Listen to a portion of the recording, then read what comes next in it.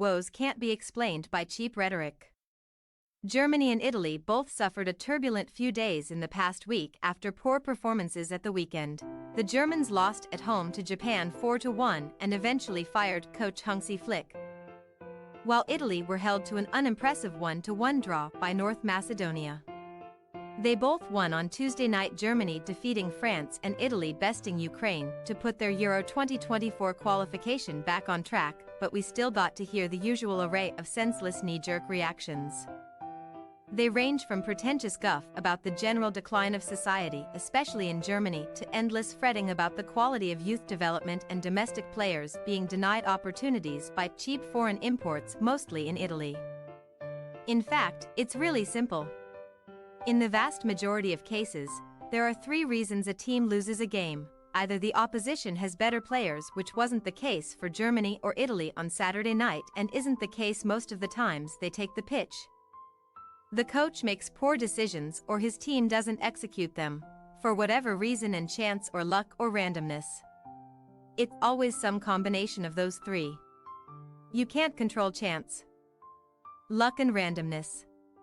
You can change national team coaches.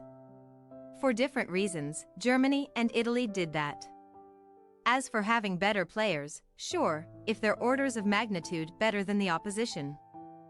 That may offset poor coaching decisions or misfortune and happenstance.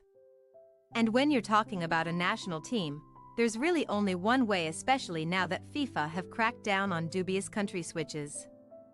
Remember this? To get better players, develop them. You can't acquire them, you have to grow them. Hence the focus on youth development.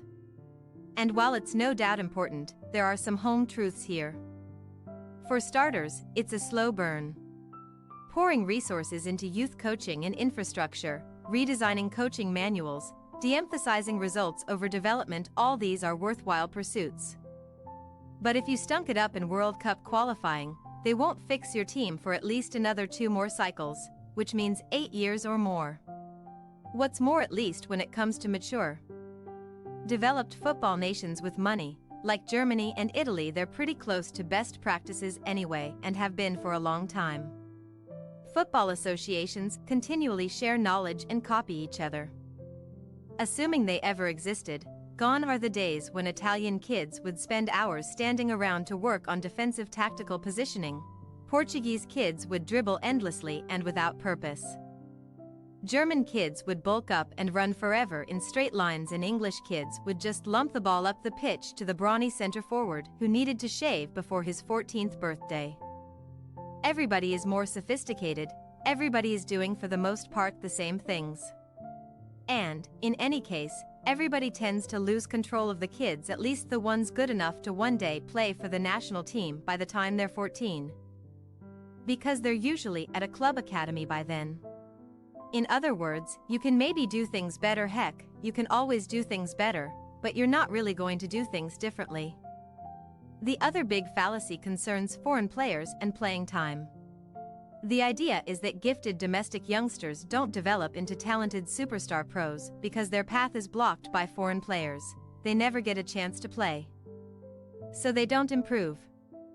For national team coaches who have a very limited pool of players from which to choose, it's a theory that sounds clever to a point, and, yes, it's true that Italy's Serie A and Germany's Bundesliga rank 1st and 4th, respectively, in this 2022 CIES Football Observatory study charting the percentage of minutes played by overseas players. There are 2 fundamental problems with this argument, though. First, if you are a talented youngster who isn't getting on the pitch for whatever reason, you can always move abroad and prove your worth. And even if you're a talented senior pro, you might want to move abroad anyway to play for a bigger, better club. 14 in the German squad and 11 in the Italy squad either play for foreign clubs or have done so in the past. So using domestic league minutes as a benchmark is silly. The other issue is that if we believe having too many foreign players in your domestic leagues hurts your national team, how does one explain England?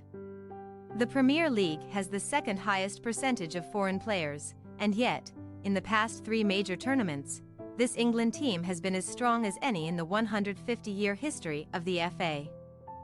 Oh, and they're pretty darn good at youth level too, having won a gaggle of trophies in recent years.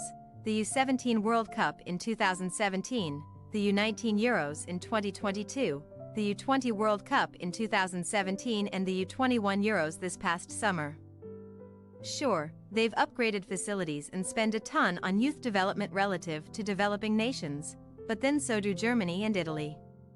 Could it be that competing for playing time actually makes players better? And being exposed to senior pros from every corner of the globe gives players a better rounded understanding of the modern game, while helping them grow? I think we know the answer to that. The unsexy truth is that generations of talent come in cycles, that nature is as big a part as nurture. You can and should build a fancy, high-end pipeline, and you should make it as big as you can to ensure you don't miss out on the Mbappés and Haalands of the future. But there's no guarantee that an Mbappé or a Haaland will flow through it. There's an element of randomness to world-class talent that no amount of coaching and infrastructure can conjure up out of thin air. Does that mean world-class players are born and not made? Not quite. Because you still need to spot the talent, hence the size of the pipeline, and create an environment where they can develop. And if that underlying talent, not just physical, but mental too, isn't there, there's only so much you can do. Consider Barcelona's vaunted academy, La Masia.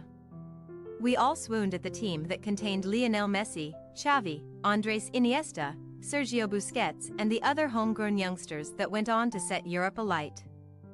But if La Masia really was the secret ingredient, how is it possible that in the 11 years between Busquets' debut in 2008 and Ansu Fati's debut in 2019, their most gifted academy graduate who actually had an impact on the first team was, with all due respect, Sergi Roberto?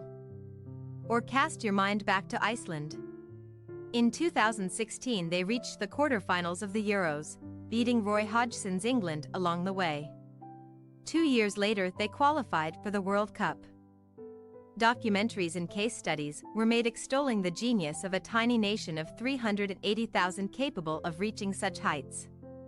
Commentators extolled the brilliance of the Icelandic FA in building all-weather pitches all over the island and adopting the most progressive coaching techniques. Well, they haven't qualified for anything since 2018, and likely won't for the foreseeable future, considering they're second bottom of their Euro 2024 qualifying group and have already lost to the likes of Bosnia and Herzegovina and Luxembourg. Their FIFA World Ranking, which stood as high as 18, is now 67, behind Cape Verde.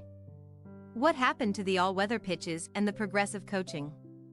Presumably they're still there. And presumably, that's not what made them so good, but rather the presence of players like Gylfi Sigurdsson, Aron Gunnarsson, Berker Bjarnason, and others.